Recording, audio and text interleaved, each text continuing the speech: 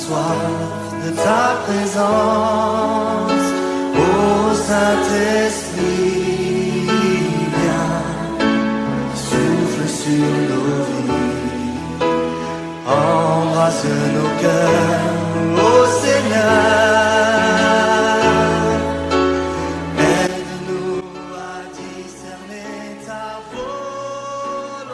Nous célébrons notre Dieu qui nous donne l'opportunité d'être encore là en ce jour.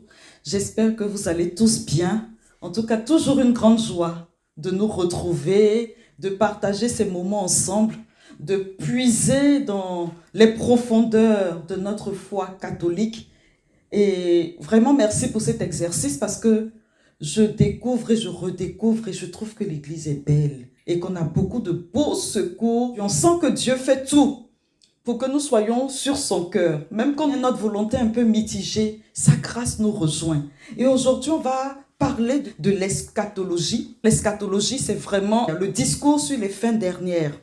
L'eschatologie répond à la question « Où allons-nous personnellement et cosmiquement après cette vie sur Terre ?»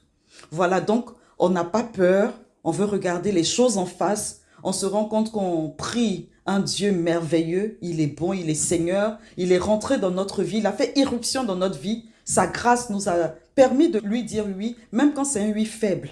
Et nous savons que nous nous acheminons chaque jour davantage vers notre éternité que je déclare et que je prophétise et que je souhaite et que j'espère très bienheureuse.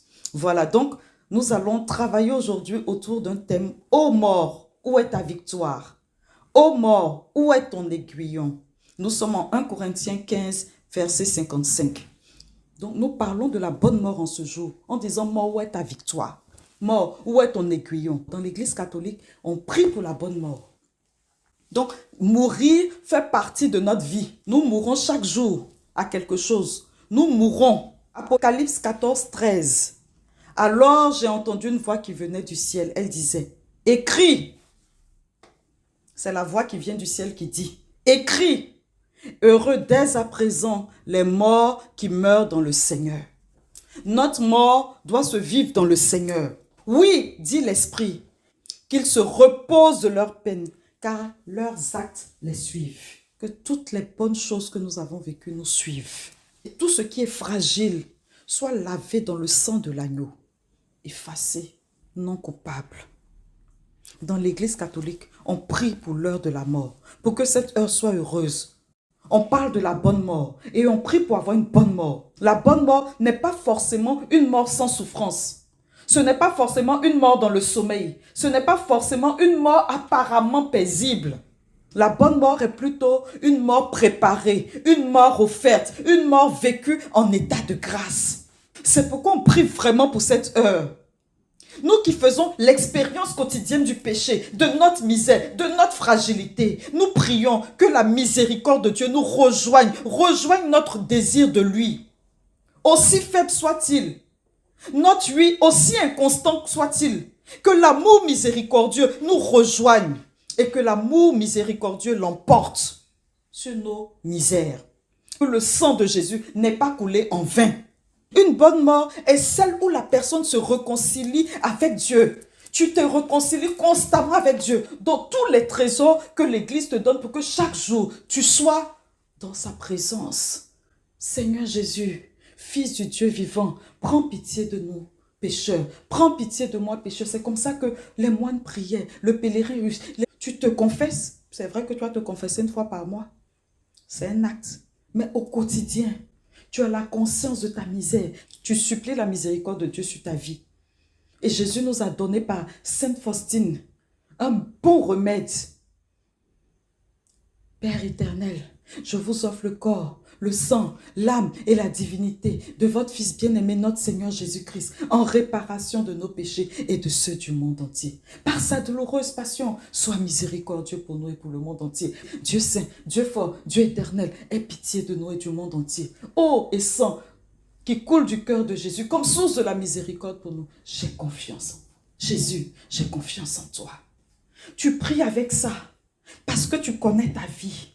Tu n'es pas toujours dans un confessionnal, mais tu es toujours dans l'esprit de la repentance, dans l'esprit du pardon que tu reçois de Dieu, dans la conscience de ta misère. Tu viens de faire quelque chose de mal, tu t'en rends compte. Seigneur, je te demande pardon. Tu demandes pardon à ton frère et tu avances. Il ne faut pas faire comme si c'était normal. Tu as blessé ton frère. Tu viens de mal lui parler. Tu viens de le critiquer. Il ne faut pas faire comme si c'était normal. Ce n'est pas normal, c'est un accident. Pardon, Seigneur. Et si tu as la possibilité, frère, pardon. Tu te prépares comme ça. Parce que ce sont des actes d'humilité. Que ça jaillisse, que tu apprennes à le dire au quotidien. C'est un petit mot. Mais là, toute la charge affective et émotionnelle, toute la charge chrétienne dedans, dis-lui pardon. Parce que tu ne pourras pas vivre avec quelqu'un sans le blesser.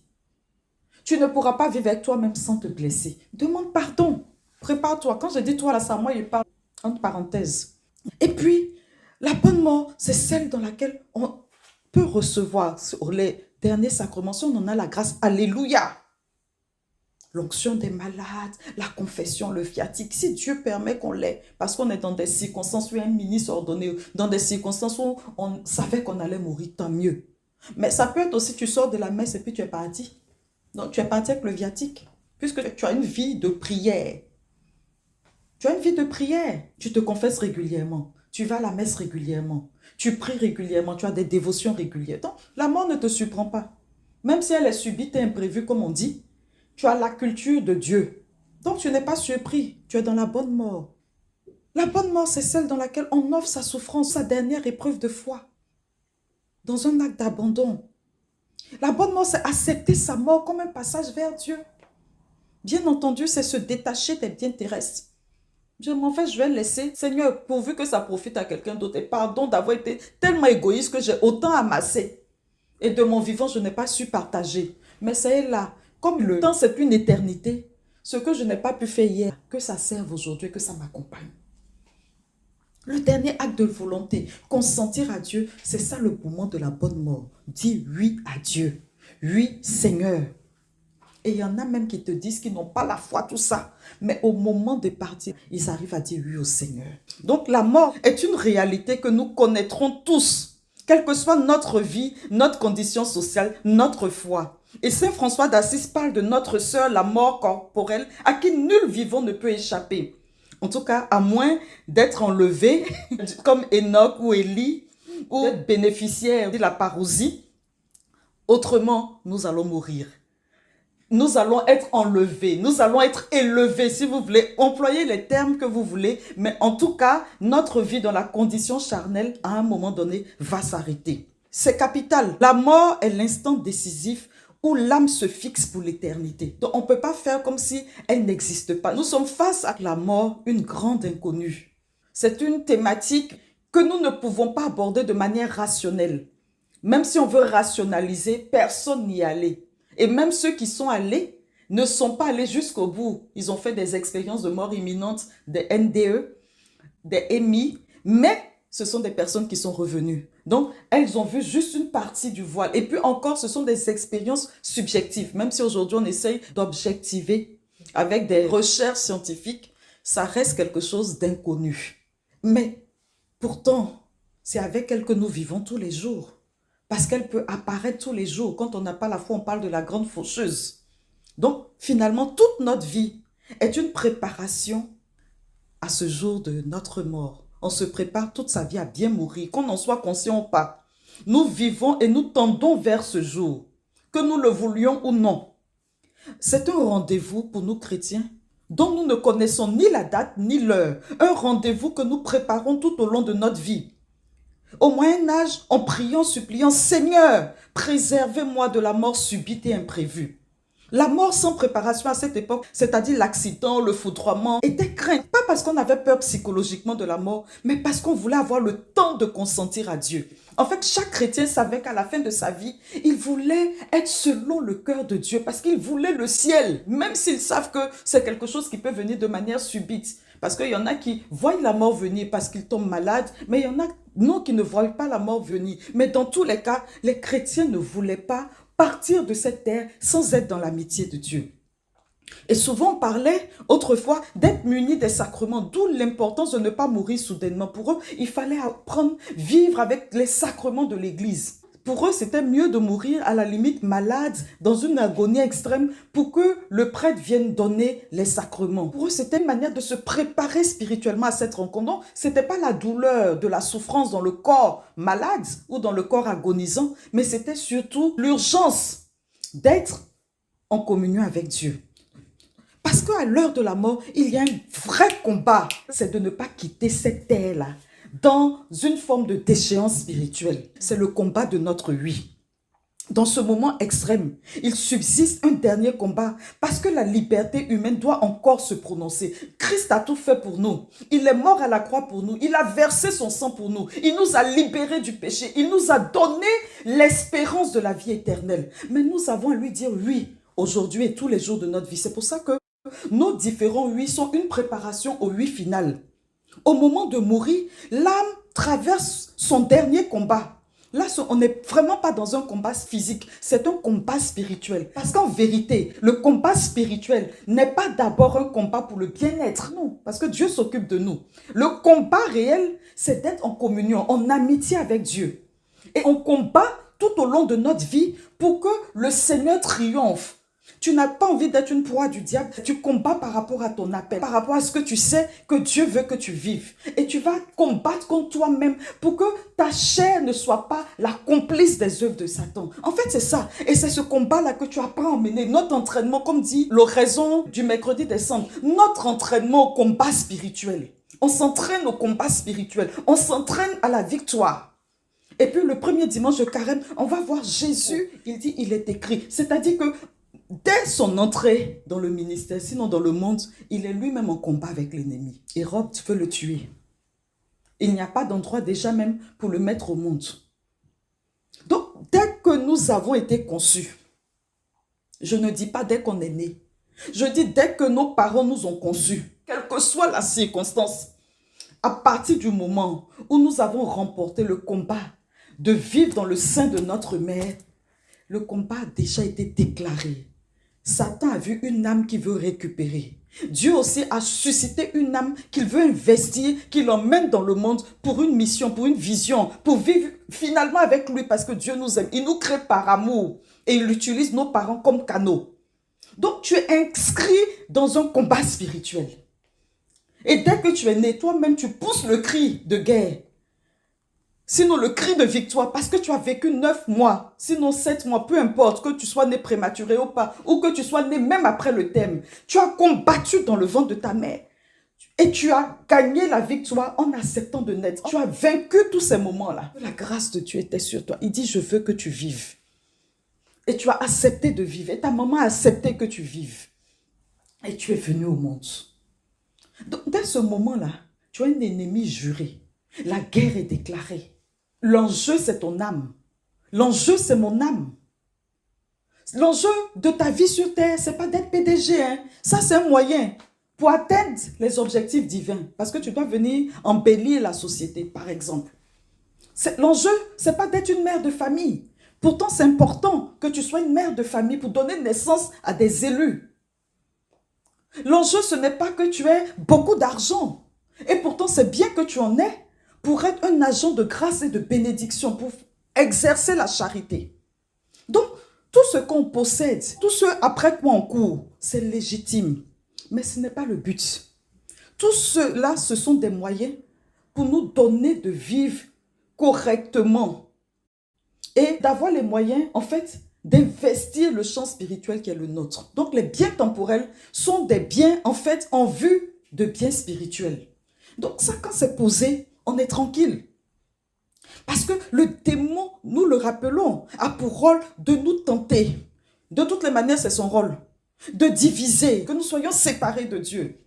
Il cherche justement à ce moment précis de notre mort, parce que c'est le moment décisif. Tu as eu des moments où tu lui as dit oui, mais tu as pu te repentir, tu as pu aller te confesser et tu as gagné. Tu as donné à Dieu de gagner dans ta relation avec lui.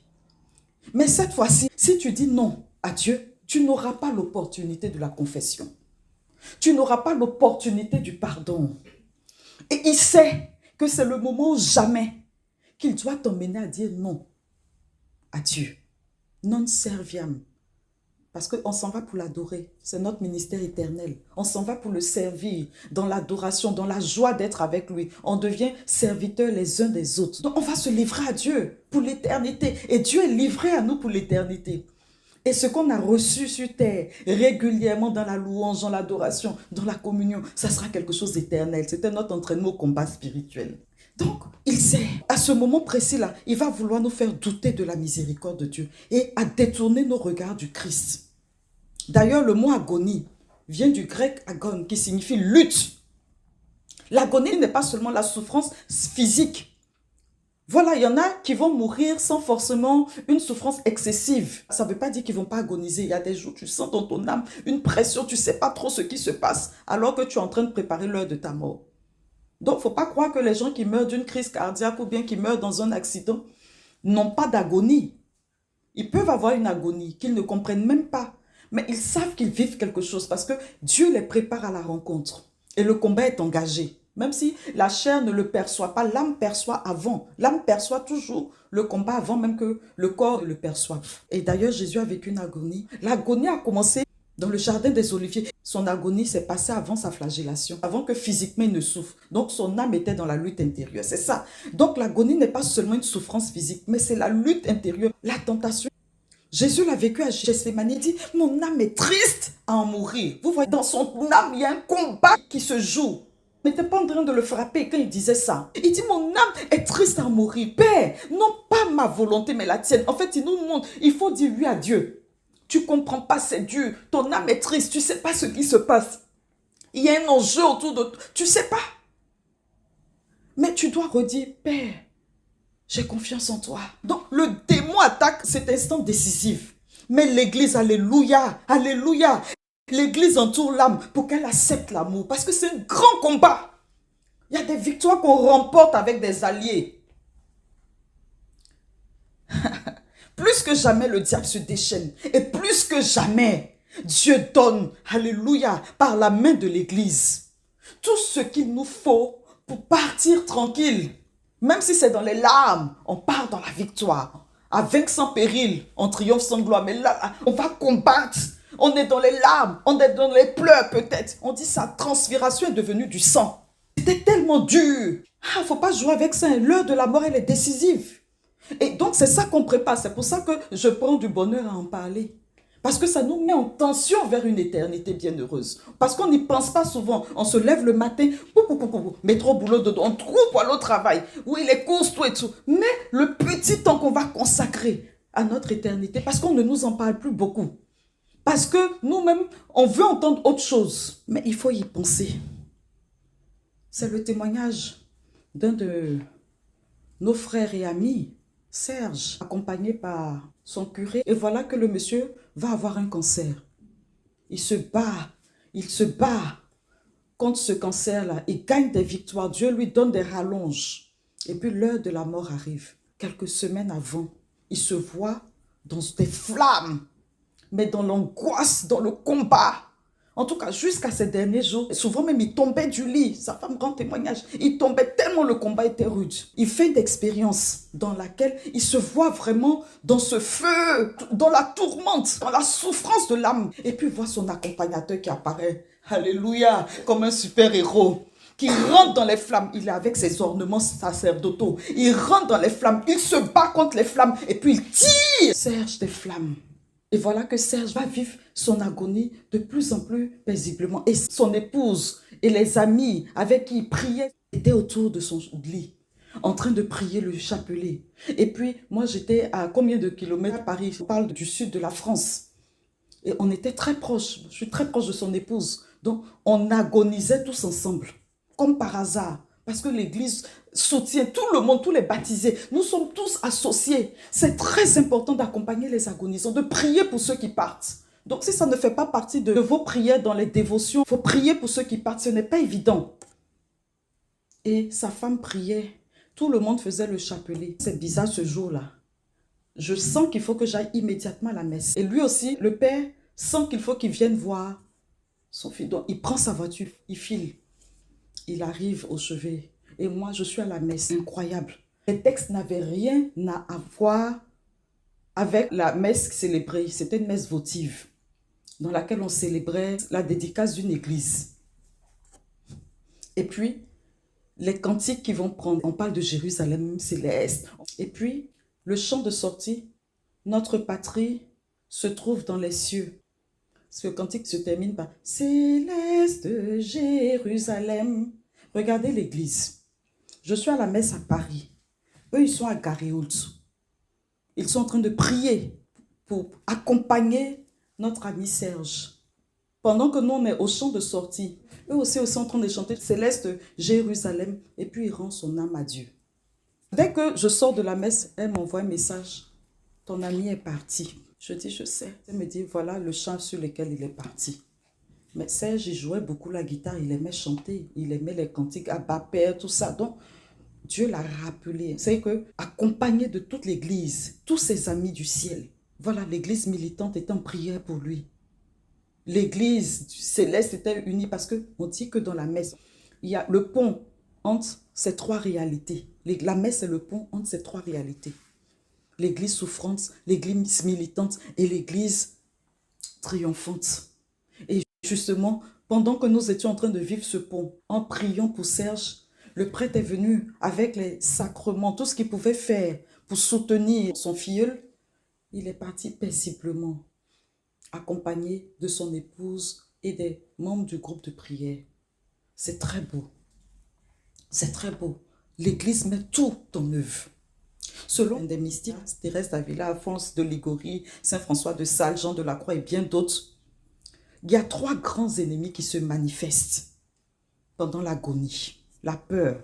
C'est vrai, on a une naturelle peur de la souffrance. Jésus voit sa souffrance. Il est triste, même son âme est triste. Il y a l'angoisse. C'est naturel. Jésus l'a porté pour nous dire que au moment où ça arrive là, lui, il a porté cette angoisse-là pour nous. Donc, peur de l'inconnu, peur du jugement de Dieu. Là, on va mener le combat de la confiance. Il faut pouvoir avoir confiance. Que Dieu nous donne la grâce de la confiance. Tu dis avec moi, Seigneur, donne-moi la grâce de la confiance. Donne-moi la grâce d'aller jusqu'au bout, que jamais je ne sois séparé de toi. Le découragement, les mystiques disent que le découragement, le désespoir, c'est le deuxième grand ennemi. Ce que je dis n'est pas chronologique, ce n'est pas hiérarchique, voilà. Donc le découragement, le désespoir, c'est de partir. Dieu ne peut pas me pardonner, je suis trop misérable. C'est la tentation suprême que le démon souffle à l'âme pour la détourner de la confiance. C'est vraiment le combat de la foi. Le désespoir. Déjà, tu as peur. Ce n'est pas la même chose. Hein. Tu peux avoir peur sans être découragé, sans avoir de désespoir. Mais là, tu as l'impression qu'on ne peut rien faire pour toi. Dans la peur, tu as peur de l'inconnu, tu as peur du jugement, tu as peur de la souffrance, tu vois que tu es fragile, tu sais pas, vraiment, il y a une frayeur. Mais dans le découragement, dans le désespoir, tu pars sur le fait que Dieu ne peut pas te pardonner. Dieu ne peut rien faire pour toi. Tu es trop misérable. Comme dit Thérèse, ta misère, ton péché, ta fragilité, tes culpabilités, tout cela est comme une goutte d'eau dans un brasier ardent. L'amour de Dieu est un brasier ardent. C'est un feu et une petite goutte d'eau. Ça ne peut pas éteindre le feu là. Parlons à nos âmes. Ta misère ne peut pas éteindre le feu de l'amour de Dieu. Ce n'est pas possible. Au contraire, c'est ce feu-là qui va consumer ta misère et te permettre d'être debout devant lui. Alléluia. C'est la tentation suprême. Et là, tu peux être détourné de la foi. Tu oublies en fait que Christ a dit que pour celui qui est en lui, la mort n'a pas de pouvoir. Christ a dit qu'il n'y a pas de péché qu'il ne puisse pardonner. Donc, tout ça, là, regarde comme tu es pauvre, regarde comme tu es misérable. Ce moment-là, tu vas vouloir te regarder toi-même, voir tout ce que tu as fait. Thérèse, c'est une mystique. Pour moi, c'est une mystique. C'est elle est docteur de l'Église. Elle nous enseigne la petite voix. C'est vraiment notre référence en ce siècle. Et c'est vrai, on est des pauvres. C'est vrai, on est des misérables. Mais comme des enfants, elle nous invite à nous jeter dans l'amour miséricordieux. Donc, quand elle nous invite à redevenir comme des enfants, c'est pour que notre foi s'en exerce. Ça ne veut pas dire qu'on est en train de caresser le péché. Non, elle est en train de nous dire, notre condition humaine a des limites. Comme des enfants, nous accueillons ces limites-là et puis nous nous jetons en Dieu. Et donc, elle avait l'assurance que quand elle part de la terre, elle s'en va directement. Elle est un enfant. Et puis, elle a décidé de ne pas avoir peur de Dieu. Elle sait que légitimement, elle ne peut pas paraître avec sa souillure. Nous tous, nos péchés, c'est une goutte d'eau qui ne peut pas éteindre la puissance de l'amour de Dieu. Elle nous révolutionne dans notre vision. Donc, ce combat de la foi, là, nous devons le mener jusqu'au bout. Saint Paul dit, j'ai mené le bon combat, j'ai achevé ma course. C'est une âme agonisante qui parle, hein. Il a lutté avec lui-même, il a lutté, il a achevé ça. Il dit, l'heure de mon départ est arrivée. Il a fini de se battre, il est serré. Il va aller être martyrisé, mais il s'en va en connaissance de cause parce qu'il a aimé Jésus et il sait que la grâce le porte. Ce n'est pas évident, mais la grâce nous porte parce que Dieu déploie tout ce qu'il faut pour que nous gagnions notre éternité bienheureuse. Et le troisième grand ennemi, c'est l'attachement terrestre. Le regret de quitter ses proches, ses biens, sa réputation, la difficulté à tout remettre entre les mains de Dieu. Les mamans, oui, mon enfant, mon travail, mes millions. Et tu es attaché à ces biens-là. Mais j'ai travaillé pour construire cette belle maison-là. Et puis, c'est des indignes comme ça qui vont aller vivre dans cette maison. Et puis, peut-être que tu venais même d'acheter ton nouveau costume. Chacun va prendre son petit attachement. C'est ton petit copain, c'est ta petite copine, c'est ton enfant. Bref, ce que je veux dire, il y a quelque chose de l'ordre de l'abandon qu'il faut vivre. L'âme doit se délier comme un oiseau de ses filets, nous disait Saint François de Sales. Donc, c'est le combat de l'amour. On aime Dieu, on y croit, on lui livre tout ce qu'on a vécu, tout ce qu'on va laisser. On est abandonné à sa grâce. Ma jolie maison, je n'ai pas peut-être pu vivre comme je voulais à l'intérieur, mais elle va servir à quelqu'un à qui ça va faire du bien. Je passe le relais. Mes millions en banque, je n'en ai pas suffisamment profité, c'est vrai peut-être, mais ça peut servir. C'est pour ça que c'est bien de faire un testament. Ça peut servir pour des bonnes œuvres. Tu n'as pas amassé en vue de toi seulement. Il faut te préparer à ça en te disant, mais tout ça, ça va servir à quelqu'un d'autre. Et puis tu es libre. Le démon tente de susciter vraiment la révolte dans ton cœur. Pourquoi Dieu a te faire mourir maintenant là même? Au moment où toi tu as envie de jouir de la vie là, pourquoi tu vas mourir? Donc tu es fâché. Surtout quand c'est des morts précoces, tu es fâché. Non, mais tu te livres, Seigneur, merci pour les années que tu m'as données. Chaque jour est un jour de grâce. J'ai vécu ces années-là. Il y a des jours, c'était bien. Il y a des jours, c'était pas bien. J'ai des espérances, mais toi, tu es ma plus grande espérance. Donc, c'est important, et les frères, qu'on en parle. On s'attache à des choses, on est sur des petits trucs, alors qu'il y a une grande éternité qui nous attend. On a vécu comme on devait vivre. C'est pour ça qu'il faut vraiment vivre sa vie en Dieu et profiter de chaque seconde pour faire du bien et pour toi-même te faire du bien à toi-même. Je ne dis pas d'avoir une religion auto-centrée, mais je dis, il faut savoir t'aimer toi-même et aimer ton prochain avec les biens que Dieu te donne, qu'ils soient matériels, qu'ils soient spirituels. Voilà, quels que soient les biens que tu as, ils sont au service de l'homme que tu es et de l'homme qu'est ton frère. Donc, c'est aussi le moment, comme je disais tantôt, où la grâce est plus proche. Dieu appelle l'âme à se livrer. Dieu libère tous les moyens qu'il faut, connaissant les fragilités de ton âme, connaissant les défauts de ton âme, connaissant les inflexions de ton âme. Dieu déploie tout ce qu'il faut pour que tu sois capable de lui dire oui. C'est pour ça que quand tu as dit non, c'est irréversible, il n'y a plus de confession. Parce qu'en ce moment précis-là, il y a une grâce que Dieu accorde pour que tu aies la capacité de dire oui. Parce qu'il sait que ce oui-là, il est déterminant. Parce que Dieu ne veut pas t'obliger à vivre avec lui pour l'éternité. C'est comme un mariage. Quand on arrive devant l'autel, chacun dit oui à son bien-aimé. C'est-à-dire que quand on se marie, chacun dit oui. Chacun est content de dire oui. En principe, le mariage n'est pas un mariage forcé. Non, non. Le mariage est censé être une alliance d'amour entre deux personnes qui se sont rencontrées, qui s'aiment, qui se disent oui. C'est exactement la même chose. Le Seigneur nous donne une forme de connaissance de lui. Il met les moyens à notre disposition pour pouvoir lui dire oui. On est face à l'autel de l'amour, de la grâce. Et puis, le Seigneur maintenant, me veux-tu? Me veux-tu? Veux-tu qu'on vive ensemble pour l'éternité? Veux-tu qu'on soit dans une alliance éternelle? Oui, je sais que tu es misérable. Oui, je sais que tu es pécheur. J'ai vu tout ce que tu as fait. Je ne suis pas toujours très fière de ce que tu as vécu. Mais je veux parce que je t'aime. Et toi? Regarde comme je suis beau. Regarde, je suis plein d'amour pour toi, plein de miséricorde pour toi. Regarde, j'ai livré ma vie pour toi. C'est vrai, pendant que tu as vécu, tu me disais non, mais là, regarde, Dis-moi oui, s'il te plaît, parce que je t'aime. Je veux vivre avec toi. Je fais tous les jours avec toi. Je t'ai créé pour ce moment, pour l'éternité bienheureuse. Et là, maintenant, retrouvons notre état communionnel. Le veux-tu? Oui, Seigneur, je le veux. Et c'est ce qu'on vit au baptême. Oui, je le veux. Voulez-vous suivre Jésus-Christ? Voulez-vous? Oui, je le veux. Donc, tu confirmes ton oui ce jour-là. Rejette-tu Satan et tout ce qui est oui, je le rejette. Donc, quand tu as dit oui à Dieu, là, tu as confirmé le non que tu as dit à l'ennemi, à toutes ces séductions. Voilà, donc Dieu te donne les moyens. Il te prépare de la même manière qu'il t'a préparé à dire oui au baptême, oui à ton mariage, oui aux circonstances qui vont te conduire toute ta vie.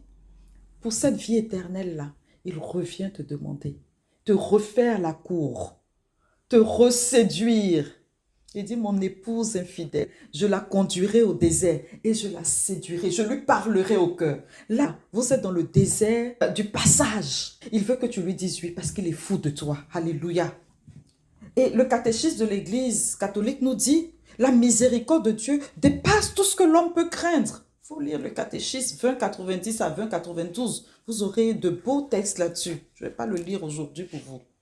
C'est un moment d'autant plus important que Christ est mort pour nous. Il est mort pour tuer notre mort. En fait, Christ est mort pour que la mort que tu es en train de vivre là soit définitivement morte. Alléluia. Il dit qu'il est mort pour nous donner la vie. Son sang a coulé pour que nous soyons éternellement libérés de la mort éternelle. Il fait de notre mort un passage pour la vie en nous donnant la vie en surabondance. Dans notre communauté, on parle de l'enlèvement. Dieu nous enlève. Jean 10, 10 à 11, il dit, moi je suis venu pour que les brebis aient la vie en abondance. Moi je suis le bon pasteur, le vrai berger qui donne sa vie pour ses brebis. Il dit en Jean 11, 25, 26, moi je suis la résurrection et la vie. Il se présente, frère. Celui qui croit en moi, même s'il meurt, vivra. Quiconque vit et croit en moi ne mourra jamais. Et puis il dit, crois-tu cela? Oui Seigneur, je le crois. C'est mon credo. Ma mort ne s'appelle plus mort. Parce qu'il dit, je ne mourrai pas, je ne mourrai jamais. Je passerai de la vie à la vie. Alléluia. Il l'a dit. Et il faut le croire. C'est une promesse à investir. Il y a une promesse à investir, frère. Il y a une promesse à investir. Et c'est comme ça qu'il faut parler déjà à son âme. Il faut prêcher à son âme pour qu'au moment où tu es trop faible, que tu ne peux pas, ça te revienne à l'esprit. Parce qu'on pense du côté où notre passion se trouve.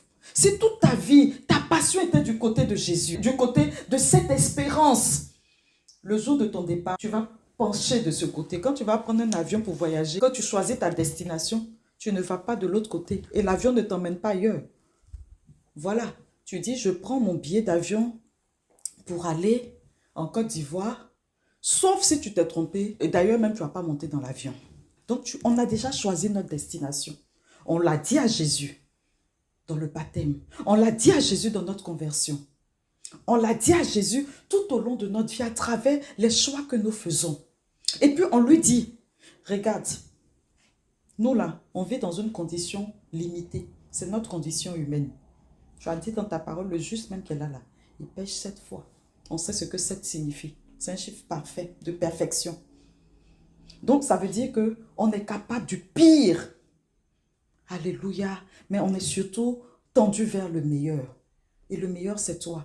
Donc, chaque fois que tu vas voir une tache sur notre robe là, rappelle-toi, Père, que c'est notre fragilité. Mais notre oui, là, il est pour Jésus. Tu tranches rapidement. Chaque jour, tu tranches. Et tous les petits oui que tu dis là, c'est pour ce grand oui. Non, il y a une promesse à investir. Jean 3, 14, 17. De même que le serpent de bronze fut élevé par Moïse dans le désert, ainsi faut-il que le Fils de l'homme soit élevé, afin qu'en lui tout homme qui croit ait la vie éternelle. Car Dieu a tellement aimé le monde. Dieu a tellement aimé nous tous. Dieu a tellement, tellement, tellement aimé le monde. Nous sommes ce monde. Pour tous ceux qui sont dans le Christ, nous devenons un monde nouveau, une créature nouvelle. Les choses anciennes sont passées. Toutes choses deviennent nouvelles. Il a donné son Fils unique, Jésus-Christ, le vivant à jamais, afin que quiconque croit en lui ne se perde pas, ne périsse pas, mais obtiennent la vie éternelle, obtiennent la vision béatifique, obtiennent le face-à-face avec Dieu. Car Dieu a envoyé son Fils dans le monde, non pas pour le juger, mais pour que par lui, le monde soit sauvé. Que par lui, tu sois sauvé.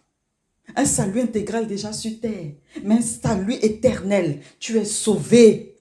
C'est une promesse à investir. L'enjeu est tellement important au moment de la mort que l'Église, on le disait tantôt, choisit d'accompagner son enfant. Nous sommes des enfants de l'Église. L'Église est notre mère. Il n'y a aucune mère qui regarde son enfant mourir dans l'indifférence. L'Église accompagne son enfant. Le catéchisme de l'Église, en son numéro 1020, dit: le chrétien qui unit sa propre mort à celle de Jésus voit la mort comme une venue vers lui et une entrée dans la vie éternelle. La mort est une rencontre avec ce Jésus que tu as toujours cherché et que tu as essayé d'aimer, que tu aimes avec tes fragilités, que tu aimes tel que tu es. Le catéchisme poursuit en disant: lorsque l'Église a pour la dernière fois dit les paroles de pardon de l'absolution du Christ sur le chrétien mourant, pour ceux qui ont la grâce de mourir avec les sacrements. Donc le sacrement, l'onction des malades. Pour un mourant, avant ça s'appelait même l'extrême onction. Et là, on est revenu sur la notion de sacrement de malade pour dire qu'à tout moment de la vie, on peut le recevoir. Mais à la fin de la vie, l'extrême onction, l'onction des malades, quand on l'administre, il y a des paroles pour accompagner le mourant. Voilà. Donc, quand vous êtes vivant, bien que vous êtes malade, vous allez, pour par exemple le 11 février, pour la journée des malades, recevoir l'onction des malades, on ne fera pas cette prière-là, vous n'êtes pas en train de mourir. Mais si on est conscient que vous êtes en train de mourir, l'Église accompagne, la maman accompagne, parce qu'elle connaît le combat et elle ne veut pas que cette âme-là se perde. Voilà. Donc, je reprends. Lorsque l'Église a pour la dernière fois dit les paroles de pardon, de l'absolution du Christ sur le chrétien mourant, l'a scellé pour la dernière fois d'une onction fortifiante, donc l'onction d'huile, on scelle avec l'onction d'huile, et lui a donné le Christ dans le viatique comme nourriture pour le voyage, donc la communion, donc la dernière communion qu'on reçoit sur terre au moment de mourir, c'est le viatique. Toi, tu fais ta première communion, mais ta dernière communion porte le nom de viatique, c'est-à-dire c'est la nourriture pour le voyage. Le pain qui accompagne Élie durant son voyage. Voilà, je reprends.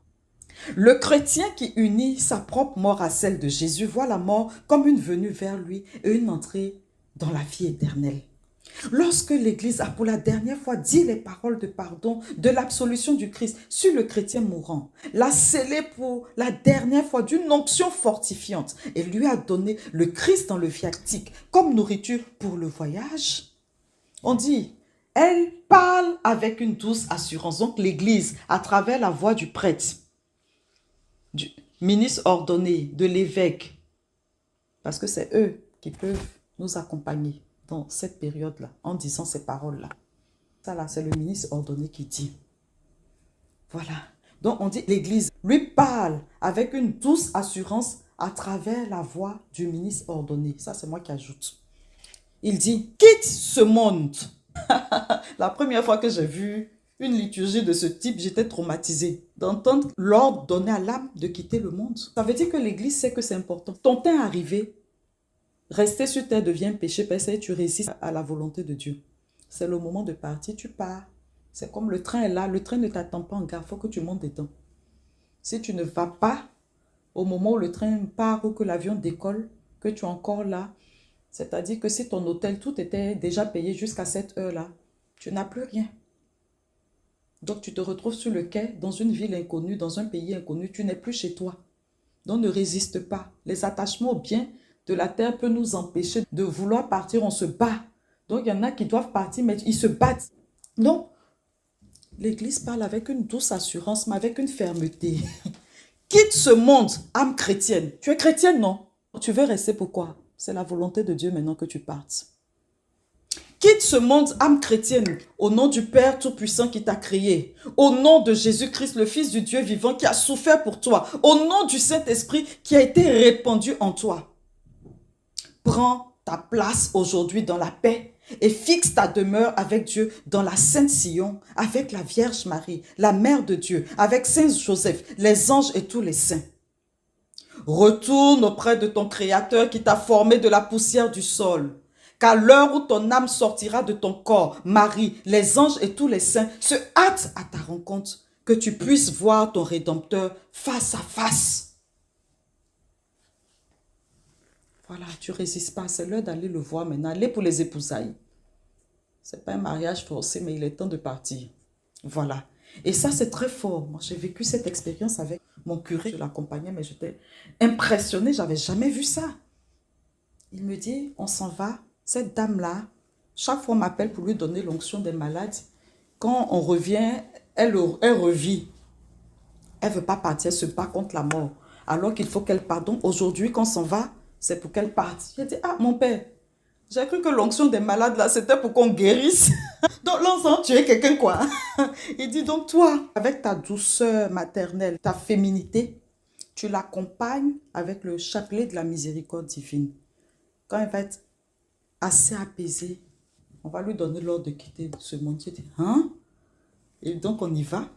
Et c'est vrai que c'était une femme vraiment en agonie depuis longtemps. Je pense qu'elle a fait une longue agonie. Mais elle se bat, elle s'accroche à la vie. Et donc, elle est encore chez elle avec les aides-soignantes, tout et tout. Mais voilà, excusez-moi, mais c'est plus lourd pour ceux qui t'aiment. Et ce n'est pas le moment. Donc, j'ai compris pourquoi.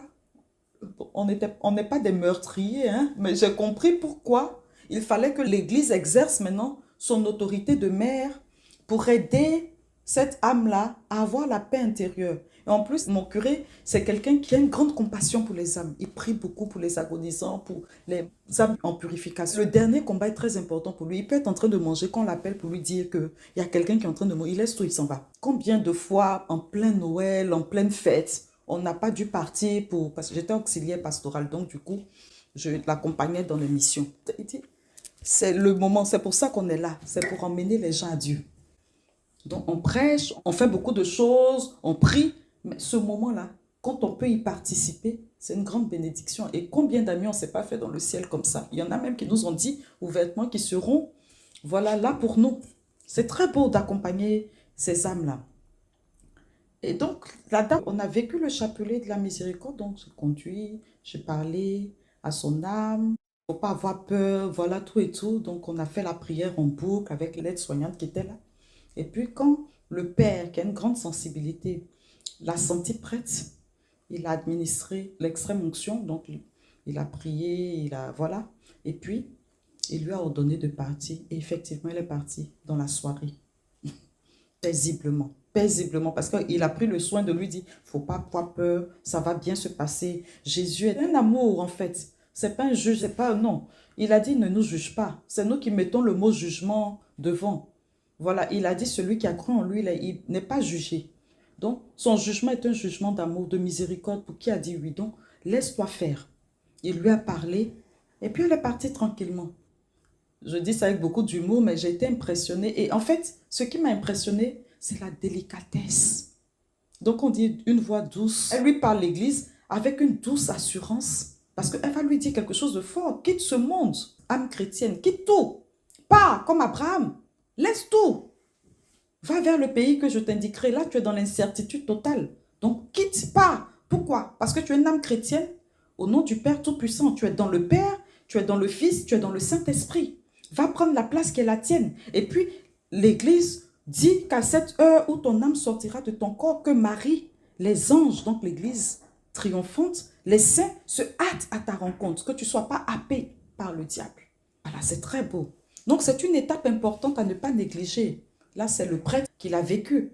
Mais nous aussi, en tant que ministres non ordonnés, baptisés, qui portons le service du Christ prêtre, prophète et roi, sacerdoce commun, on ne peut pas s'amuser à banaliser cette heure dans la vie de nos proches. N'hésite pas à proposer les sacrements à la personne qui se meurt.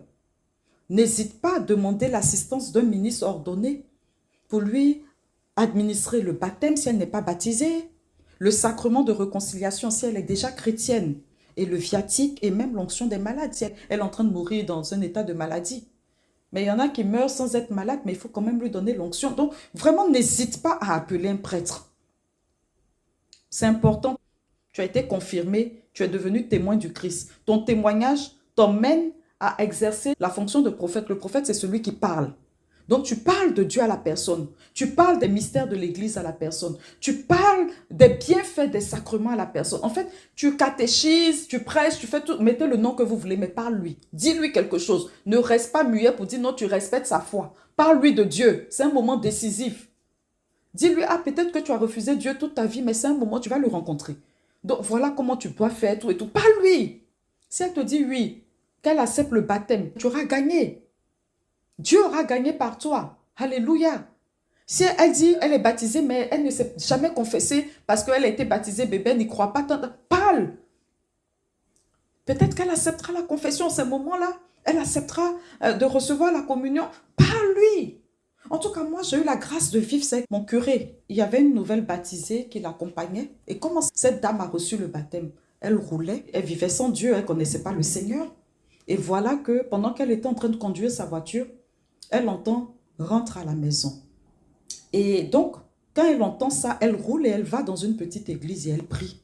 Et quand elle rentre dans l'église, elle sent en fait qu'on lui a dit « bienvenue à la maison ». Donc, elle doit rentrer à la maison. Donc, elle vient, vous voyez, ça n'a pas été l'action d'un curé, d'une religieuse, une prédication, non. C'était la grâce de Dieu qui l'a rejoint. Je dis, quand Dieu doit nous rappeler là, il met tous les moyens pour nous emmener à lui. Donc, elle allait à l'église, elle a prié. Ensuite, elle allait voir le prêtre. Elle a fait son cheminement, elle a reçu le baptême. Et puis, la communion, voilà. Et puis, elle s'est engagée comme elle pouvait. Et puis, elle a eu un cancer. Mais rien ne présageait son départ. Parce que, quand le prêtre a commencé à prier avec elle et pour elle, elle était en voie de rémission même. Et puis, un jour, il me dit, bon, j'aimerais que tu l'accompagnes. En tant qu'auxiliaire pastoral, je le faisais. Donc, du coup, je commence à l'accompagner. Et puis, je ne sais pas, j'ai une intuition. On était en décembre. Et je dis au curé, elle va mourir. Ne me demandez pas si j'ai eu une vision, si j'ai entendu. Je n'ai rien entendu, je n'ai rien vu, je n'ai rien. C'est une conviction intérieure. Et je l'ai partagé à mon curé. Je lui ai dit, il m'a dit, ah bon? J'ai dit oui. Après, il m'a dit, c'est toi qui l'as su. Hein, donc, j'ai commencé à être attentive. Et fin janvier, elle m'envoie un message, je suis à l'hôpital. Donc, quand je disais, elle va mourir, on est en décembre. Fin janvier, hôpital. On préparait un jubilé pour le 2 février. Donc, je dis au prêtre, elle dit qu'elle est à l'hôpital, il faut qu'on aille la voir. On me l'a confié. Donc, je ne veux pas que cette nouvelle baptisée soit sans secours. Donc, on va la voir. C'est pour vous dire qu'on peut avoir une action en tant que baptisé. Je lui propose la confession. Ce n'est pas moi qui vais la confesser, mais je parle avec elle. Je lui propose la communion fréquente. Elle accepte. Séance tenante, elle s'est confessée. Et autant que faire se peut, on venait la voir régulièrement. Je crois même que tous les jours. Pourtant, elle était hospitalisée dans une autre ville. Et puis, je dis au prêtre, mon père, je crois qu'il faut qu'elle soit confirmée. Il dit, mais ça, c'est l'office de l'évêque. Ah, tu es le collaborateur de l'évêque. Demande à l'évêque. Explique-lui la situation. Il faut qu'elle reçoive la confirmation. Donc, avant même que le prêtre ne parle à l'évêque, j'ai appelé Valérie. On me l'a confié. Il n'y a pas d'emprise, on me l'a confié. J'ai le souci de son âme. Donc, je dis, Valérie, accepterais-tu la confirmation sur ton lit d'hôpital? Puisqu'on veut tous faire la fête. Donc, peut-être qu'elle va sortir avant la confirmation. Donc, moi, ce n'était pas le fait de la confirmation. Je savais qu'elle allait dire oui. Mais pour moi, il fallait qu'elle reçoive la confirmation sur son lit d'hôpital. Je crois qu'on était mercredi. Elle a dit, oh oui. Le oh oui qu'elle a poussé là. Aïe, aïe, aïe. J'ai dit au prêtre, elle a dit oui. Donc, débrouille-toi. Mais ça s'est joué en 2 jours. Le prêtre appelle aussitôt l'évêque donne son autorisation. Et puis il me dit, dans ce cas, tu seras sa marraine de confirmation. Je lui dis, mais avec grande joie, avec grande joie. Donc on a un seul jour pour se préparer. C'est incroyable, c'est étrange et c'est incroyable. Mais elle était dans une joie. Mais en temps, je vais vivre une expérience que je vous partage. Pendant que Valérie, on prépare sa confirmation, je suis à la maison, là où je suis logée dans la ville, et puis je la vois dans un pyjama que je ne sais même plus décrire aujourd'hui. J'ai dit, mais qu'est-ce qu'elle fait chez moi, dans ma cellule, en pyjama, alors qu'elle est censée être à l'hôpital? J'ai eu peur. Donc, j'ai expliqué ça au prêtre. Donc, on allait la voir. Je lui ai dit, t'es balade. On n'a qu'à se mettre d'accord. Moi, je ne fonctionne pas comme ça. Je ne parle pas avec les gens qui ne sont pas du même monde que moi. Quand tu es couché à l'hôpital, si ce n'est pas au téléphone ou bien par courriel ou je ne sais pas quoi, je ne sais pas comment on peut communiquer. Donc, je ne veux plus jamais de ça. Mais elle s'est moquée de moi ce jour-là. Elle s'est moquée de moi. Et donc, le lendemain qu'on revient, après que je lui ai dit ça, elle me dit, tu sais, le pyjama, je l'ai vraiment. Elle nous dit, voilà, le pyjama tel que tu l'as décrit, c'est mon pyjama. Et mes parents m'ont dit la même chose, qu'ils m'ont vu dans le pyjama. J'ai dit, donc tu as vu, tu as commencé à te balader. J'ai dit, bon, tu arrêtes ça. Soit que tu sois sur cette terre, que tu sois ailleurs, parti. Je ne veux pas te voir, pas de balade. Si tu veux me parler, tu m'appelles au téléphone. Bon, bref, on a pris pour rire avec le prêtre, tout ça. On a vraiment s'est marré. Et donc, on a préparé la confirmation, l'a confirmé. Vraiment, c'était émouvant avec sa famille autour d'elle. On a célébré, enfin, on a célébré, comme si je pouvais... Oui, on a célébré. Moi, j'ai célébré Dieu. Et le prêtre l'a confirmé. Vraiment, lui aussi, il était tout ému d'avoir des éducation épiscopale, pouvoir la confirmer sur son lit. Surtout qu'il avait suivi, il connaissait son histoire. Vraiment, c'était très émouvant. Et moi, encore plus fière d'être la marraine. Moi qui refuse toujours d'être marraine. J'ai quelques filleuls seulement. Là, j'étais très heureuse de l'avoir pour filleule. On finit, on s'embrasse, on fait des photos. Elle nous dit plein de choses. Et puis elle me dit, il y a un jubiléo. On l'a confirmé un jeudi. Elle me dit, je serai au jubiléo. Je lui dis, comment tu seras au jubiléo? Et puis, le jubiléo, c'est le 2 février, donc dans 2 jours, jeudi, vendredi, samedi. Donc, je me dis, comment on sera au jubiléo? Et je me commence à réfléchir parce que je commence à voir qu'elle est très coquine. Et quand on finit la confirmation, on finit tout ça, elle communie, on fait tout ce qu'on a fait. Elle ferme les yeux. À partir de ce moment, elle n'a plus voulu parler à qui que ce soit.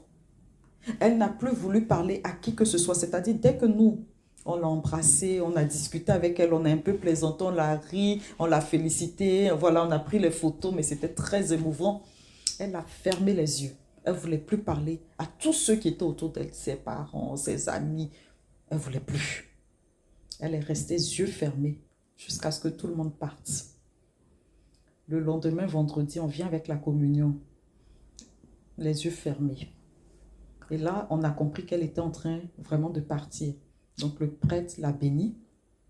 Et puis, au petit matin du 2 février, le jour de jubilé en plus, effectivement, elle est partie. Donc, le 2 février. Donc, moi, j'associe toujours la fête de la vie consacrée et cet anniversaire du jubiléo, là, c'était une grosse mission qu'on avait dans le sud, au départ de Valérie. Et ça, moi, ça m'a touchée de voir comment l'église se bat.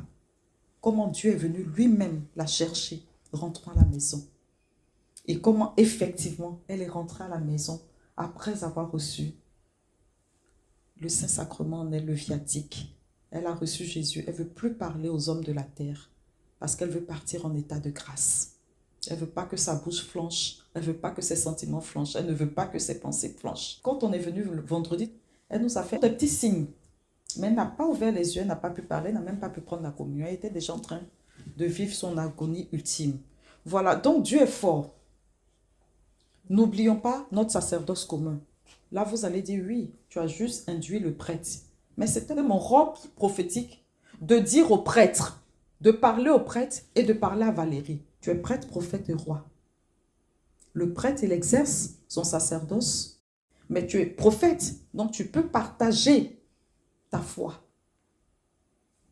C'est très important. Là, il y avait un ministre ordonné. Mais s'il n'y a pas de ministre ordonné, il ne faut jamais oublier ton sacerdoce commun. Tu as la possibilité de baptiser, de donner la communion, d'accompagner par la prière, rosaire, chapelet, proclamation, différentes dévotions, la louange, tout. Combien de grands-mères, de mamans, d'infirmières n'ont pas sauvé des bébés en danger de mort en les baptisant? Et il y en a qui ont été miraculeusement guéris. Donc, par la pratique du baptême, ça c'est la pratique du baptême d'urgence. Ça existe dans l'église catholique. On appelle ça le baptême d'urgence, le baptême in extremis. C'est-à-dire que tu es face à quelqu'un qui est en train de mourir. Il n'y a pas de possibilité d'avoir de ministre ordonné. Tu as le sacerdoce baptismal, le sacerdoce commun. Tu l'exerces. Le code du droit canonique, je précise, de l'église catholique, au canon 861, paragraphe 2. Et le catéchisme de l'Église catholique numéro 1256 prévoit explicitement que toute personne, même non baptisée, je dis même non baptisée, peut administrer validement le sacrement de baptême en cas de danger de mort pour le bébé ou pour l'adulte qui est en train de mourir.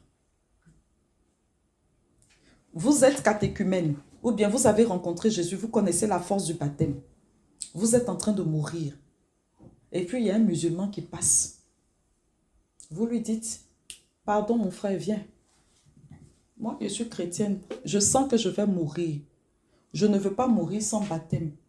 S'il te plaît, nous dans l'église catholique, on peut baptiser. Tu prends de l'eau, tu verses sur ma tête.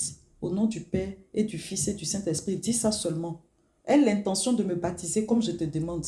Et puis, baptise-moi. Si tu meurs baptisé. Et lui, il doit aller dire, bon, après quand tu as fini de me baptiser, regarde l'église qui est là-bas. Tu vas dire au prêtre, le monsieur qui est mort, la femme qui est morte, elle m'a demandé de la baptiser. Je n'ai rien compris, mais voilà, j'ai fait comme ci, j'ai fait comme ça, j'ai fait comme ça. Eux, ils vont enregistrer. Ils savent que je suis mort catholique. Très important. Donc, il ne faut pas jouer avec ça. On parle de l'endoiement quand c'est fait par un laïc. Il s'agit de verser de l'eau naturelle. Ça peut même ne pas être de l'eau bénite même. Verser de l'eau naturelle sur la tête de la personne et prononcer simultanément, donc pendant que tu es en train de verser l'eau, et distinctement la formule « Je te baptise au nom du Père et du Fils et du Saint-Esprit ». Voilà, donc je reprends.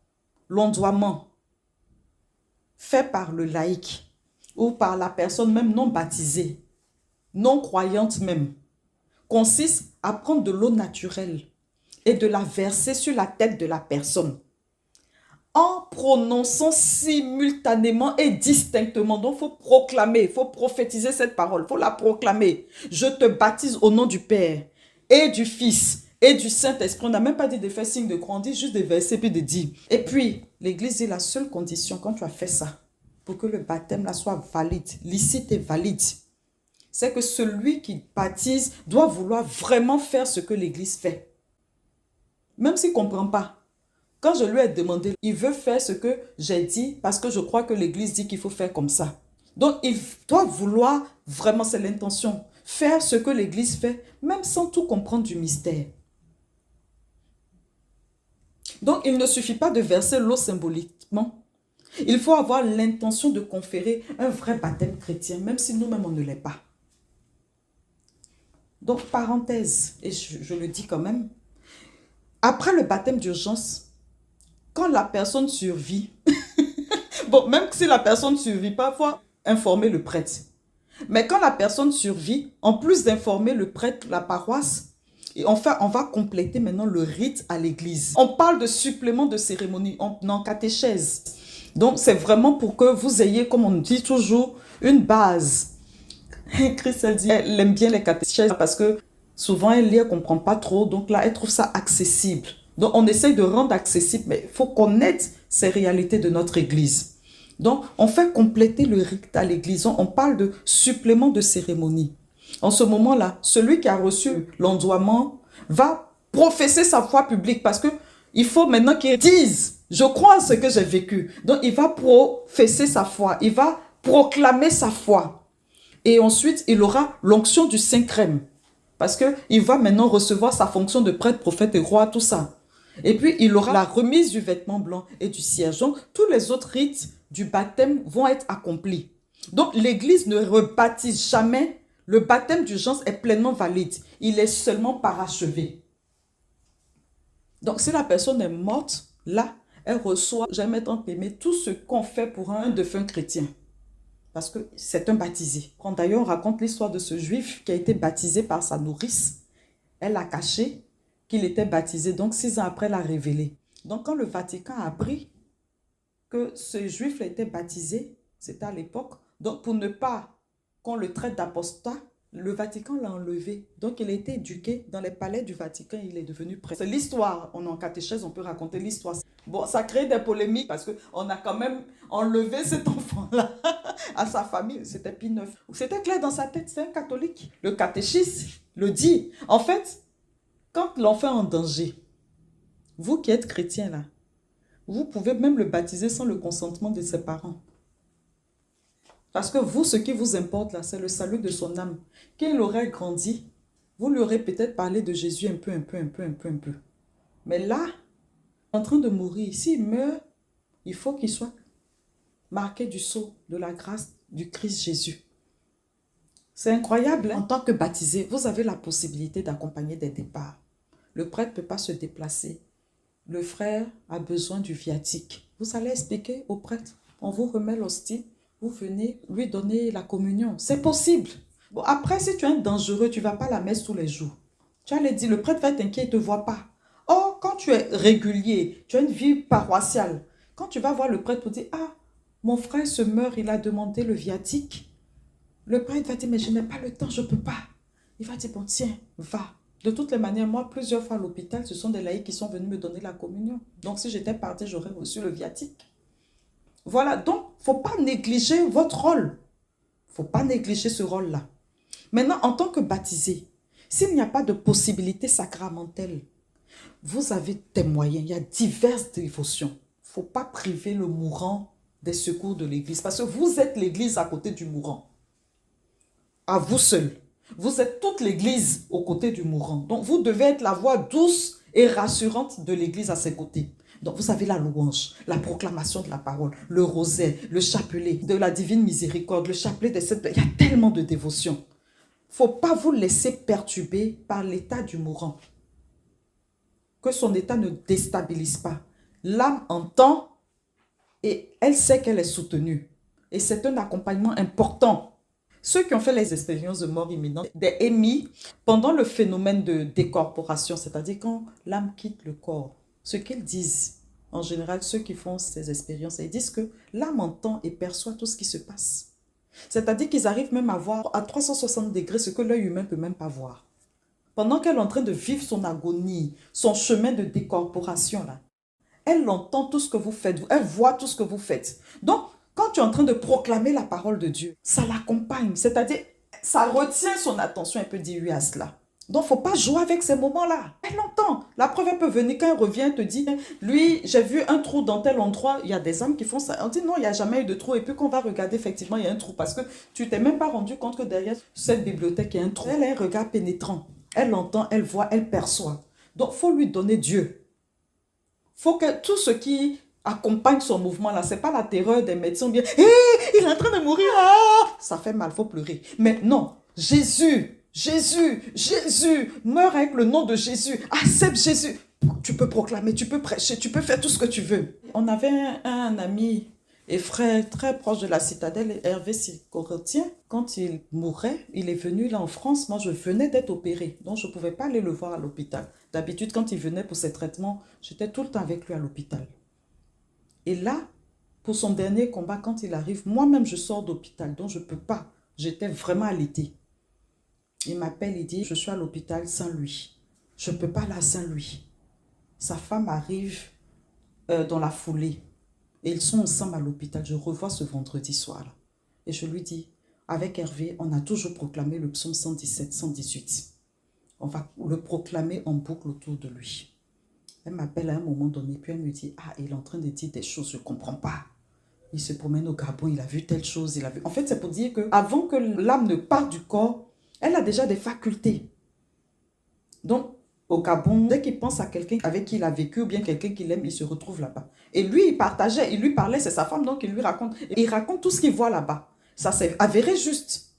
Et puis moi, il lui dit, il faut que tu ailles la voir après, que tu ailles la soutenir. Parce qu'elle-même, elle ne comprenait pas pourquoi moi, j'ai toujours été avec eux. Et là, pour ce dernier combat, je n'étais pas là. Je ne pouvais pas lui dire que je sortais d'hôpital, que j'étais malade. Les deux même allaient être un peu gênés de me déranger parce qu'ils ont un savoir-vivre qui est très fort. Ils allaient avoir l'impression de me déranger. Or, moi, c'était important de garder le contact avec eux. Donc, on était au téléphone. Mais Saint-Louis, chez elle, c'est même pas 30 minutes de déplacement. Pourquoi elle ne vient pas? Mais je sais que je ne pouvais pas. Donc, à un moment donné, il lui a dit, ah, mais tu sais, il ne faut pas que tu la lâches, il faut que tu la soutiennes aussi. Et ça, c'est lui, quoi. Ça, c'est eux. Pendant qu'il est en train de truc, là, il s'est rendu compte que je n'allais pas bien. Il est peut-être venu faire son tour. Chez moi, j'en sais rien. Enfin, je dis ça, moi, il n'est pas vu. Hein.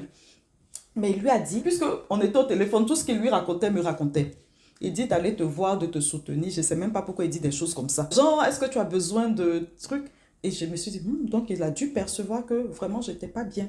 Ensuite, je lui ai dit, on va proclamer le psaume avec lui. Tu mets le haut-parleur. Je dis, toi aussi, tu continues, on boucle avec lui. Et puis, on commence à lire. À partir du verset 14, donc on a lu tout le psaume, mais à partir du verset 14, il a commencé à réagir. Ma force et mon chant, c'est le Seigneur. Il est pour moi le salut. Clameur de joie et de victoire sous les tentes des justes. Le bras du Seigneur est fort, le bras du Seigneur se lève, le bras du Seigneur est fort. Non, je ne mourrai pas, je vivrai pour annoncer les actions du Seigneur. Quand on entend ça là, on pense qu'il va guérir parce qu'il était jeune en plus. Mais lui, quand il entend ça, il se projette déjà dans une vie éternelle, bienheureuse. Mais moi, ça m'a béni.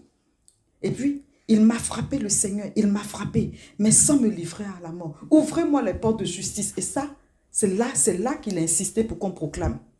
Ouvrez-moi les portes de justice, j'entrerai, je rentrerai grâce au Seigneur. Moi, ce n'était pas le moment, il dit non. On n'a qu'à rester sur les premières parties. Lui-même, il réagissait. Et puis, quand à un moment, il nous a dit, c'est là. Ouvrez-moi les portes, je rentrerai grâce. C'est ici la porte du Seigneur, qu'ils entrent les justes. Je te rends grâce car tu m'as exaucé, tu es pour moi le salut. Donc, on a dû dire en boucle. Et c'est avec ça qu'il est parti. Mais moi, à un moment donné, j'étais tellement angoissée, je ne sais pas comment dire, comme si je portais l'agonie avec lui. J'ai dit à sa femme, je ne peux plus. C'est-à-dire, je ne voulais pas faire ce passage-là. Je lui ai dit, je ne peux plus, continue, on se parle après. Je vais me reposer un peu. Et puis, je suis allée dans ma chambre. Là, j'ai senti une présence, j'ai senti un au revoir, j'ai senti un merci. J'étais dans mon lit et puis j'étais comme si je tremblais. Je partage ces expériences, on en catéchèse. Je sais que vous en vivez. Et c'est sans tabou. Voilà. Et quelques minutes après, elle m'a envoyé un message. Je n'ai pas voulu regarder mon téléphone parce que je savais. J'ai préféré parce que vu mon état physique, avec l'opération, et puis toute la charge émotionnelle depuis le matin de son arrivée. Il est arrivé jeudi, je crois. Et il est parti dans la nuit du vendredi au samedi. C'était trop lourd pour moi. Donc, du coup, je me suis endormie un peu. Et puis, effectivement, quand j'ai pris mon téléphone, je vois ton ami est parti. Et je les ai appelés et voilà. Mais ça a été un moment très fort. Et frères et sœurs, l'enjeu est tel qu'il ne faut rien lâcher. Dieu libère sa puissance de résurrection. Il la déploie et nous, on doit accepter d'être utilisés pour sauver. Sans peur, même si c'est douloureux, mais il faut aller jusqu'au bout. C'est ça aussi le courage du martyr. Ce sont des martyrs d'amour. C'est le martyr blanc. Pour un catholique, se préparer à bien mourir, c'est apprendre à bien vivre. C'est-à-dire vivre chaque jour comme un pas vers Dieu. Chaque jour en état de grâce. C'est travailler à vivre une vie sanctifiée, une vie présente à la présence de Dieu. C'est ce qu'on disait tantôt. 1 Timothée 4,16 dit, veille sur toi-même. C'est très important. Donc, se préparer à la bonne mort, c'est veiller sur soi-même. Veille sur toi-même et sur ton enseignement, sur ce que tu dis aux autres, sur ton témoignage. Maintiens-toi dans cette disposition. Il continue, en agissant ainsi, tu obtiendras le salut et pour toi et pour ceux qui t'écoutent.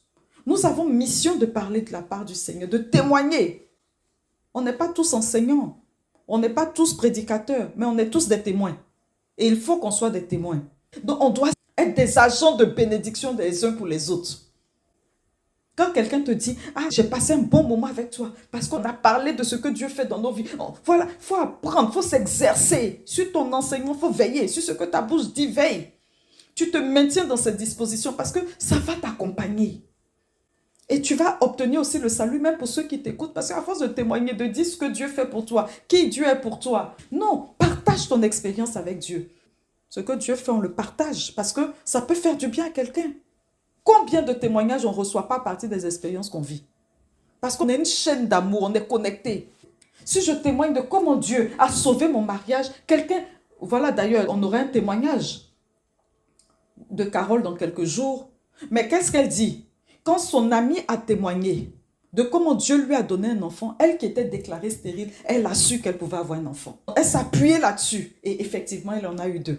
Donc voilà, c'est des choses à regarder. Il ne faut pas se bloquer. C'est qu'on est trop dans le politiquement correct. On doit être dans le catholiquement correct, le spirituellement correct, le surnaturellement correct. L'édification mutuelle.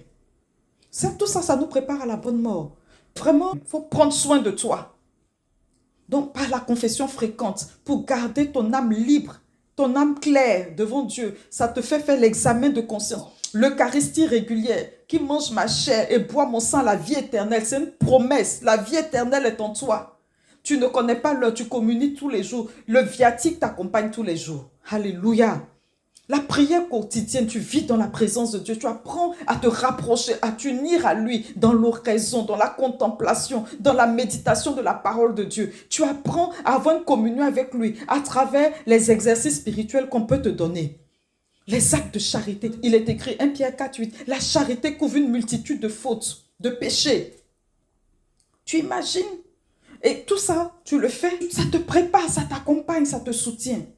Tu sais visiter les malades si tu peux. Ou prier pour les mourants. C'est déjà une œuvre de charité, de miséricorde méritoire. Il faut prier pour les agonisants.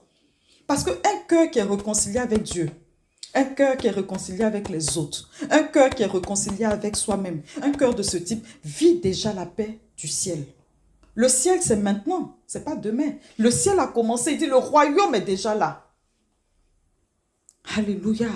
Et ça, tu te prépares. Tu as la communion des saints, surtout de Marie et de Joseph. Joseph, on dit qu'il est le patron de la bonne mort. Donc, l'Église te donne des trésors. Tu es catholique, hein, tu n'es pas autre chose que catholique. Tu as choisi de proclamer ta foi dans l'Église catholique. Tu crois au trésor qu'elle te donne. C'est là où tu as dit oui que tu vis ton engagement. On n'a qu'à être cohérent. Quand il s'agit des choses de Dieu, on fait comme si on devient un peu amnésique ou bien on n'a plus les mêmes lois. C'est la même loi. Tu as dit oui, je crois. Dans le credo là, tu dis je crois en l'Église une, sainte, catholique et apostolique. Tu as dit. Donc si tu crois en l'Église une, sainte, catholique et apostolique, tu ne peux pas croire en 1000 choses qu'on te dit ailleurs. Je n'ai pas dit que c'est mauvais ce qu'ils disent ailleurs, mais ce n'est pas à ça que tu as dit oui. Donc, travaille là où tu as dit oui, là. Ou bien, va voir ton prêtre ou ton évêque pour dire, vraiment, j'avais dit oui à ça, hein, mais ça me dérange. Donc, je crois que je dis oui aux autres, mais pas ça. Au moment où on sait que tu as apostasié, que Dieu nous garde. Bon, je dis des choses extrêmes comme ça, on est en catéchèse pour que vous ayez vous-même la stature et la cohérence. Quand je dis vous, je rappelle que c'est de moi que je parle. Quand je dis tu et vous, là, c'est de moi que je parle. C'est à mon âme que je parle, c'est à mon corps que je parle. Donc, je ne prêche pas qu'à des personnes. Je n'enseigne pas. Voilà, je m'enseigne moi-même. Je reçois tellement de choses en préparant tout ça. Donc, tu as l'examen de conscience aussi. Régulièrement, chaque soir surtout. Suivi de ton acte de contrition, bien de ta repentance, de ta contrition profonde. Tout ça, là, on nous apprend ça. Acte de contrition, examen de conscience, tu regardes ta journée. Ça te permet d'être lucide sur ce que tu as vécu. Je dis, il ne faut pas vivre les choses banalement et normalement. Dans la journée, là, tu as insulté quelqu'un, tu t'es endormi tranquille.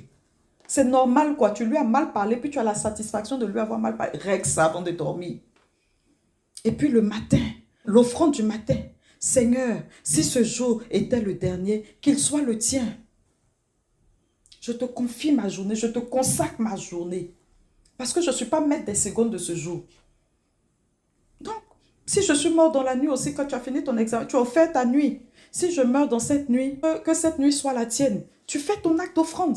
C'est pas compliqué. Vous voyez, c'est des petites phrases comme ça. On n'a pas dit, oh Karamacha, oh Saint-Esprit, cette journée. Non, c'est pas ça qu'on est en train de dire. C'est que l'Église, c'est une maman.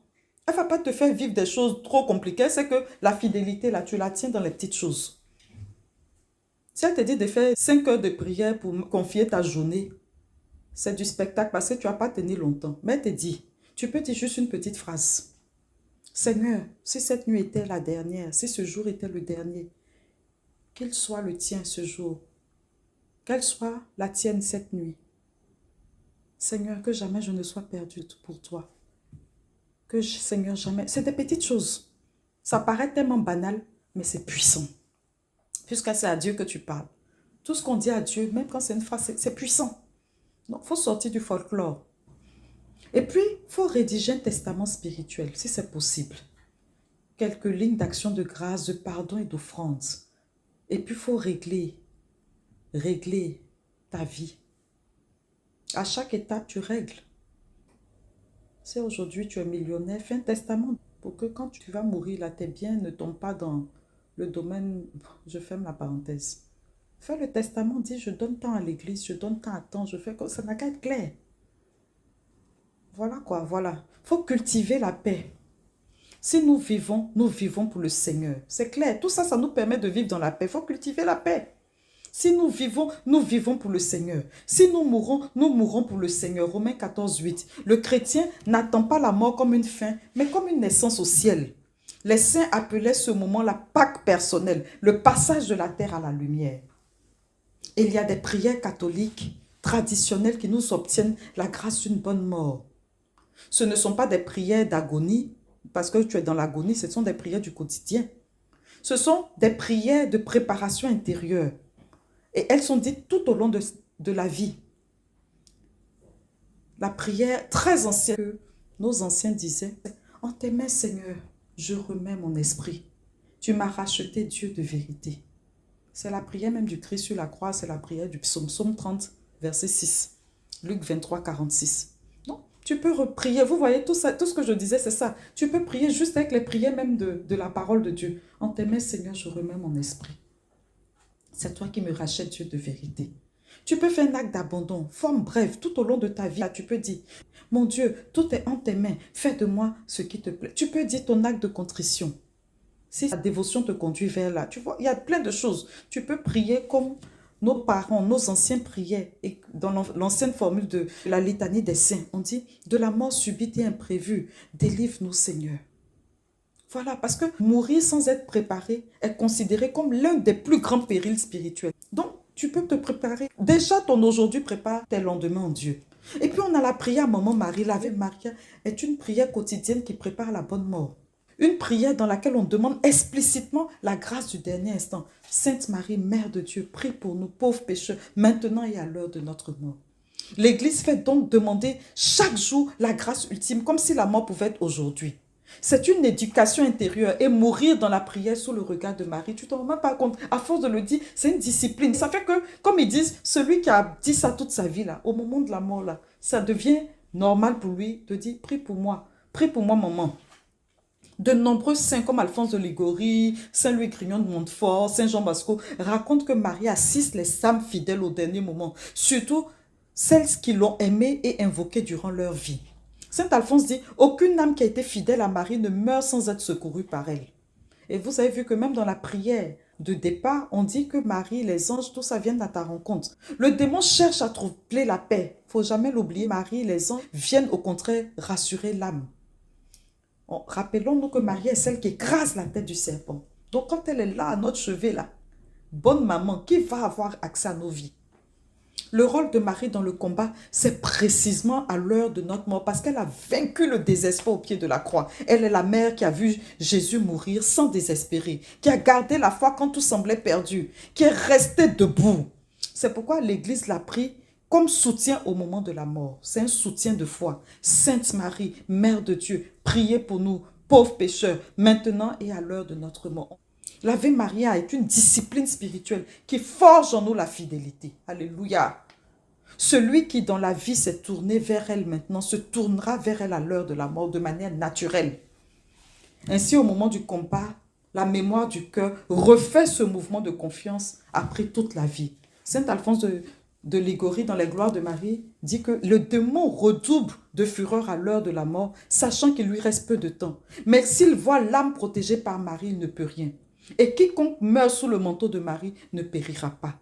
Donc ce n'est pas une formule magique, mais c'est une réalité de foi. Marie obtient la dernière grâce à ceux qui se confient à elle. Chaque Ave Maria est comme une pierre de confiance déposée sur le chemin du dernier combat. On dit c'est une pierre de confiance. Alléluia. Et tu marches dessus. Et puis notre prière très ancienne est une grande bénédiction pour l'heure de la mort. Sous l'abri de ta miséricorde, nous nous réfugions, Sainte Mère de Dieu. Ne méprise pas nos prières quand nous sommes dans l'épreuve, mais de tous les dangers. Délivre-nous toujours, Vierge glorieuse et bénie. Ces prières-là nous accompagnent. C'est des forces spirituelles qui nous stabilisent au moment de la mort. Saint Joseph est le patron de la bonne mort. Les saints et les anges nous accompagnent. La tradition affirme que les anges accompagnent l'âme. Les saints peuvent venir l'accueillir. Et Saint Michel intervient d'une manière particulière. Parce que lui veut la gloire de Dieu, l'honneur de Dieu. Il dit à Satan autour de l'âme, qui est comme Dieu? Laisse cette âme-là aller tout droit vers son Créateur. Tu ne peux pas venir mettre ta bouche dans ce qui s'est passé. Cette âme est donnée à Dieu. Je la défends. Il est le défenseur de l'Église. Tu fais partie de l'église, tu es l'église. Et donc, il te défend. Il ne laisse pas l'ennemi avoir raison de toi. Il est écrit en Actes 16, 31. Moi, ça, c'est une parole qui me touche et que j'expérimente. Actes, c'est une de mes paroles aussi de conversion. Actes 16, verset 31. Crois au Seigneur Jésus et tu seras sauvé, toi et toute ta maison. Pour ceux qui ont lu mon livre, vous savez que c'est un verset qui me touche énormément. Actes 16, verset 31. Et je voudrais terminer avec ça pour dire combien de fois l'Église accompagne. Quand tu es chrétien, tu es un agent de grâce dans ta famille. Même si tu es dans une famille qui ne croit pas en Jésus, toi tu y crois. Tu deviens l'Église dans ta famille. Tu deviens l'instrument de Dieu dans ta famille pour conduire ta famille au salut. Je vais terminer en vous donnant le témoignage d'Hugues, qui est marié à Daniel depuis 25 ans. C'est un homme extrêmement bon, très respectueux de la foi de son épouse, de ses proches, mais pour lui c'est catégorique, Dieu n'existe pas. Lorsqu'il est tombé malade, il a accepté la prière parce que sa femme, ses belles-sœurs le tannaient, mais sans plus. Il avait déjà prévenu et il a passé toute sa vie à le dire, ce sont des conneries. Mais vu les insistances autour de lui, il a maintes fois accepté, mais il ne guérissait pas. Et il leur expliquait en fait que ça ne marche pas.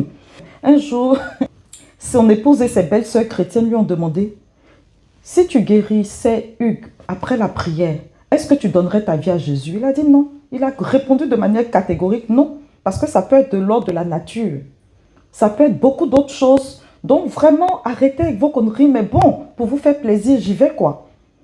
Et c'est un Français de souche qui est marié à Daniel, qui est ivoirienne. Et voilà, donc ils ont à un moment donné vécu à Tia-Salé. Tia-Salé, c'est une ville de Côte d'Ivoire. Et il dit d'ailleurs que c'est l'une des plus belles périodes de sa vie. Il faut venir en Côte d'Ivoire. Hein. Abidjan est doux, comme on dit. Bon, mais là, c'était Tia-Salé. Et à Tia-Salé, il a fait la connaissance du père Kassi parce que la famille est très chrétienne. La sœur, les belles-sœurs. Dans leur famille, ils sont pour la plupart engagés dans des communautés. Donc, ils discutaient, le père venait et donc ils discutaient. Dans leur discussion, chacun avait sa thèse. Hugues voulait prouver que Dieu n'existe pas et le père aussi voulait lui montrer que Dieu existe. Donc, les deux discutaient pendant des heures et puis finalement, ni l'un ni l'autre ne gagnait parce que l'autre partait avec sa conviction que Dieu existe, l'autre aussi partait avec sa conviction que Dieu n'existe pas. Et ils sont revenus en France. Ils sont revenus en France au plus dur de son cancer. Un jour, il fait une expérience étrange. Il raconte dans un sommeil du matin, il s'est vu descendre dans des profondeurs. Et il est descendu, mais vraiment avec une angoisse, une peur intérieure. Et quand il descend dans le fond, il voit une lumière rouge. Et il se demande ce que c'est, mais il n'arrive pas à remonter. Jusqu'à ce qu'une grande force le pousse vers le haut et il remonte. Du coup, il a commencé à avoir peur de dormir. Il a expliqué donc à son épouse qui est très croyante, à Isabelle, sa belle-sœur, c'est une fervente catholique. Et elle est troublée, elle dit, mais d'habitude, les gens, quand ils font ces genres d'expérience, ils voient des lumières blanches. Pourquoi toi, c'est une lumière rouge? Donc, du coup, elle va en parler à une de ses amies religieuses, sœur Emmanuelle, qui lui rappelle que la lumière rouge indique le tabernacle, la présence de Jésus. Mais malgré cette expérience et la dégradation de son état, il continuait de refuser la possibilité que Jésus soit son Seigneur. Donc, épouse, belle-sœur et amis ont donc multiplié les chaînes de prière, les neuvaines, les rosaires. On continue pendant plusieurs semaines pour sa guérison. Et puis à un moment donné, elles se sont dit, bon, ça suffit. On va arrêter de prier pour sa guérison. Il faut maintenant qu'on commence à prier pour sa conversion. Donc, elles ont réorienté leur prière. Elles ont commencé à intercéder neuvaine sur neuvaine pour sa conversion. Et puis, du jour au lendemain, il y a eu un revirement total qui s'est produit dans sa vie. Il s'est mis à pleurer. Il veut prier, mais il ne sait pas. Il veut comprendre. Il commence à être inquiet. Mais je veux prier, je ne sais pas comment on fait. Expliquez-moi. Il pleure. Et comment je dois parler à Dieu? Qu'est-ce que je dois lui dire? Sa femme lui dit, mais dis-lui que tu l'aimes. Dis-lui pardon. Dis-lui tout ce que tu veux. Tu peux lui parler comme tu me parles à moi. Voilà, il n'y a pas de formule. Oui, mais combien de temps, tout et tout? Il était avide, donc son épouse a commencé à prier avec lui. Il était avide, il voulait comprendre, il voulait connaître Dieu. Donc elle lui mettait des enseignements. Et avant, elle priait le chapelet en sa présence, elle le berçait, mais elle n'y participait pas. Mais là, il faisait sa vie sur son téléphone, comme dit sa belle-sœur Isabelle. Et là, maintenant, il priait le chapelet avec elle. Elle lui mettait des paroles, elle lui apprenait des choses qu'il n'avait jamais expérimentées, qui ne l'avaient jamais intéressé. Il a commencé à le vivre avec ferveur. Dans la foulée, à la grande surprise de tout le monde, il demande à se faire baptiser. Son épouse appelle le prêtre qui n'est pas disponible. Il dit le lendemain, il dit non, non, non, non, non, non. Il faut qu'on me baptise, sinon je ne vais pas passer la nuit. Et puis, bon, Dieu merci, il a passé la nuit, mais c'était une nuit très, très, très difficile. Parce qu'il disait non, me baptiser maintenant, demain ça sera trop tard. Je serai déjà parti, il faut me baptiser, il faut me baptiser. Et cette nuit-là, effectivement, c'était très, très, très dur. Il s'est retrouvé en réanimation, mais Dieu merci, il a pu passer la nuit. Le lendemain, l'aumônier de l'hôpital est venu et il a effectivement baptisé. Quelle émotion lorsqu'il a été baptisé. Il a pleuré toutes les larmes de son corps, comme dit Isou, en expliquant à son épouse que ce sont des larmes de joie. Il était illuminant. Ceux qui l'ont vu disent on avait l'impression qu'il avait une gloire sur lui. C'était le 1er juin de cette année 2025, donc le dimanche après l'Ascension. Et le 8 juin, dimanche de la Pentecôte, il remit paisiblement son esprit à Dieu, son Père, en envoyant avant une vidéo à ses enfants dans laquelle il leur parlait de la valeur de la vie, en les invitant à prendre soin de leur maman. Toute cette semaine, entre son baptême et son enseignement, il avait beaucoup, beaucoup prié avec son épouse. Chose étrange, après son décès, sa femme découvre dans son téléphone que depuis 1 an, il était dans un groupe de personnes interrogatives sur la question du baptême. Mais ils n'en avaient jamais parlé. Donc ils se discutaient, ils essayaient, voilà, ils avaient envie, mais bon, en tout cas, bref. Donc vous voyez, grâce à tous ceux qui étaient autour de lui, les prières incessantes pendant près de 25 ans, l'amour, la charité, les discussions, les chrétiens autour de Hugues ont été le pont. Cette expérience-là est très forte parce que aucune âme ne résiste à la puissance de la grâce autour d'elle. À un moment clé, le Seigneur a utilisé toutes ces prières, tous ces actes de foi autour de lui pour lui permettre de vivre l'expérience déterminante. Vous voyez, c'est ce qu'on disait depuis le début. Dieu donne tout. Il crée tout ce qu'il faut pour que l'âme ne se perde pas. Une âme dite athée reçoit le baptême, reçoit la vie, reçoit le viatique et part chez son Dieu. Alléluia. Donc vraiment, nous concluons en disant que la gloire de Dieu, c'est l'homme vivant. Comme dit Saint Irénée, et la vie de l'homme, c'est la vision de Dieu. Nous sommes faits pour la vision béatifique. On prie pour que cette heure soit un moment qui scelle notre amitié avec Dieu. La bonne mort est un moment qui scelle notre amitié avec Dieu. Et on prie pour cela. Que la mort devienne un passage qui nous propulse dans la gloire éternelle, c'est-à-dire dans la vision béatifique. Nous voulons voir Dieu. Je proclame cette consécration pour chacun d'entre nous. Vous pourrez la reprendre après si vous voulez. Mais vraiment, nous voulons, alors que nous parlons de l'heure de notre mort, terminer en consacrant l'heure de notre mort à Dieu. Au nom du Père et du Fils et du Saint-Esprit. Amen. Ô mon Dieu, je crois fermement que tout vient de ta main. Le moment où je naîtrai à la vie éternelle, tout comme celui où j'ai été appelé à la vie terrestre.